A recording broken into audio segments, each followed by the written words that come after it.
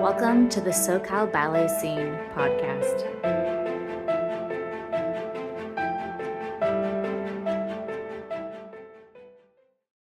All right, welcome back to the podcast. Today we're here with one of our board members, Alina Chun. Hello.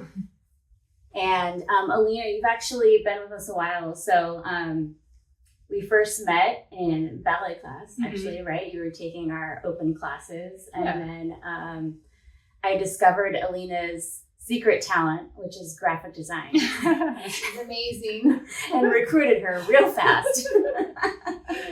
Talk about what it was like to join. And I'll just let you go ahead with that. Yeah.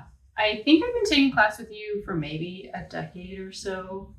And so I was fully on board as soon as I knew that you were putting on the festival. But I first attended your first one in 2022. And just sitting in the audience, I was just amazed and in awe. And it was just like inspiring. And I thought, I want to be involved somehow, like one way or another. And like, even if it's just scanning tickets, like at the entrance or something, I wanted to be part of it because I saw your passion and your vision, and I was just amazed by it.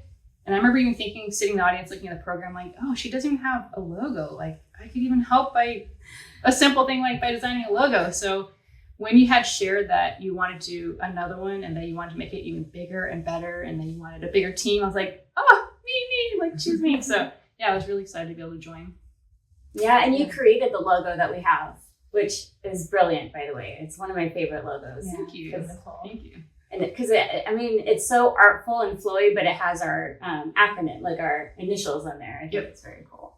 Thanks. So so you've been doing all of our design work, whether it's print materials, like our marketing flyers for the festival, our website graphics, some of the graphics that we do on Instagram. Yeah. Whenever we need something, I'm like, Alina, we need a graphic for X, Y, or Z. Yeah. And it's been like a dream because I love ballet and I love graphic design. So to be able to blend them together has been like the perfect role. So I've been very blessed. Yeah. Yeah. And you've been with us a long time, so you've gotten to see the evolution of the organization too. Definitely. Yeah.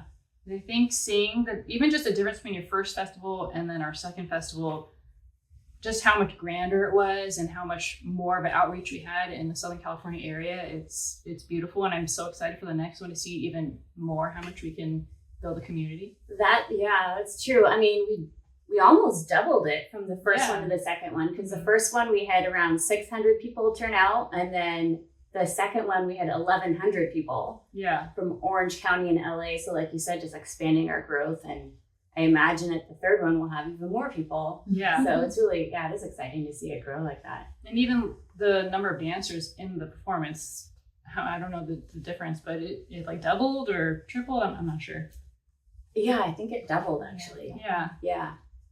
So, I mean, Alina, obviously, like, she's super talented at the graphic design, but I asked if you wanted to be in the Don Quixote Corps de Ballet because, like we've mentioned before, that we did decide to invite adult recreational dancers to join the professionals on stage in our staging of Don Quixote this year.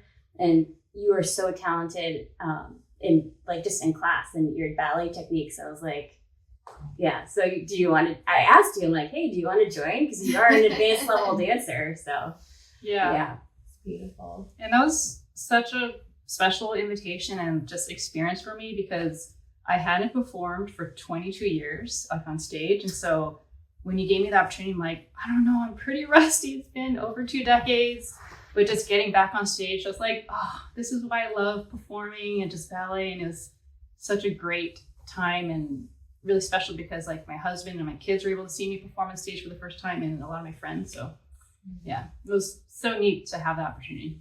Yeah. It's so neat that Rena gave that to everybody, because we had talked about that on the last podcast. Like, what was it like for the recreational dancers, like being in a company setting, or for them to like, it's like being in a ballet company for this season, for the festival. Like you have all of that, like, was it like it's like a dream being fulfilled? Definitely. Especially with all the caliber that's in the room. Did you have a favorite part like in the rehearsal process, like something that was really special to you? Like, was it class or just being in there with the dancers or? A lot was so special. I feel like being in the class where it was a lot of our recreational dancers like me with all the professionals, I love taking class with them and being able to see like their amazing skills. And then I think also the opportunity to get closer together with the fellow core members or core dancers that I was dancing with. And I just really saw the ballet community come together, even in the class and the rehearsal. And I feel like that was just such a special opportunity that SoCal Ballet Scene is providing. I really see the beauty of like bringing these dancers together, not in a competitive manner, but just like bonding us all together, both recreational and professional, and seeing how encouraging everyone was of each other's pieces and abilities. And I feel like that was the most special part. Do you have any dream roles that you would want to do? Or any ballets that you would want to dance like in the future? Just because we're looking actually we're thinking about the repertoire for this year, so we're always asking people, do you have any favorites? I loved the experience in Don Q, and I feel like the core dancers had such a great role, just like building the community, literally like on the side as dancers, but also like in the show, like just the fun that we're portraying and the action and getting like gossipy and like taking little sips of whatever was in the cups, like it was so fun. So I even think like, how are we gonna top that or at least match that? Because it was like such a perfect piece that you chose. So yeah, something like that would be great, where it's similar, where it's fun, it's bringing people together and adding a lot of character. I think like all the character acting made it like a really extra fun role. It's not just a dancing, but it's like setting the scene. And yeah, doing a story ballet, and Don Quixote in particular is such a great one where everybody on stage, the core, everybody gets to do acting. Yeah. Because I mean, there's so much fire and energy, and so everybody gets to have a fun time with that one. Mm-hmm.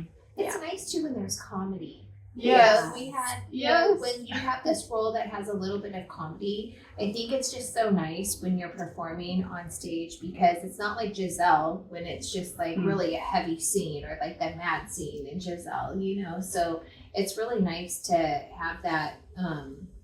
I think it makes everybody just really happy, and it just is very lively. And that was really, really great. Yeah. It made the rehearsals hilarious, seeing Trevor as Central Project. He was like MVP, the best. He was so good. Yeah. He was really well cast. Yes. He was like the perfect. You found the perfect person for that. Yeah. Yeah, we did. Yeah. And I feel like we've just found the perfect board too. Like everybody that's on our board has unique skills. Mm-hmm. You take care of the design side of things, and then we have, Brenda does our like marketing content, written content. We have a couple of lawyers on the board, and then Tanya helps me with everything too, artistic and the not so fun stuff too. Like we have to do both. So much talent. Yeah, it's neat seeing the dynamic of the board and how everyone brings their own strength and skills, and just how we can support one another, and it's like a great family. Yeah. And a lot of, the board, they're dancers too. Mm-hmm. So it's really kind of nice because we've taken class together, and we, like with Lana, I used to teach at, a local school, and she would take my class here and there. And it was just so nice that we all know each other, and it's just a really kind of a great family. So Lana is another board member. She is our technical director backstage, because she has a lot of production experience with Disneyland and Universal Studios. And so she was basically running the dress rehearsal at the theater and running the show pretty much in the wings. So valuable to have her. Yeah, everything went so smoothly. Yeah. And Lana's also great too. Like when we were just sitting down in meetings at the theater with the tech crew, like months before the show, she would just go through all the fine print, all the fine details, like, oh, this particular tech crew needed for that spot, and she would find things that were missing that we needed, just from her background, she knew. And yeah, so I feel like we're so fortunate to have such a great board with so many different talents on the board. Yeah. Which I feel like is a big testament to you, Rena, and being able to find these people and bring us all together and get us all on the same vision. So I applaud that. And she kind of pulled us out of the woodworks Yeah. because, like I had been, in a different genre of dance for a while, and I was still teaching ballet, but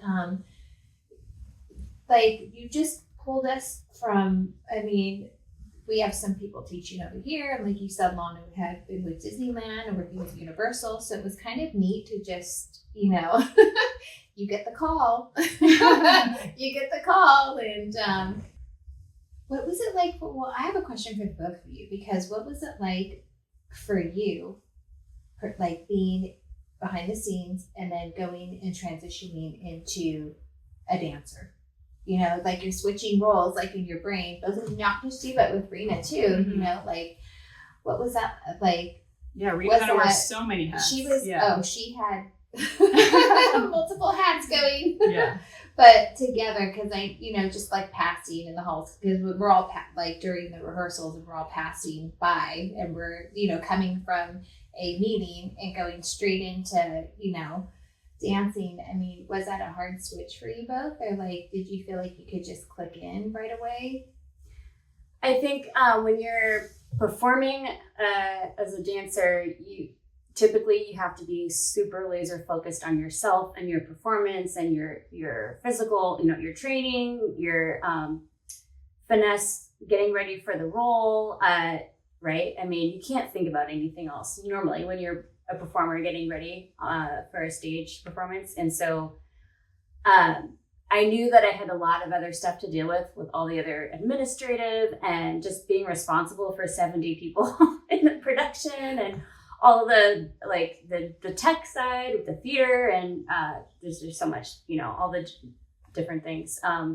So I made sure that the role I was dancing on stage was something doable that I could just do in my sleep, and I didn't have to stress over or worry about.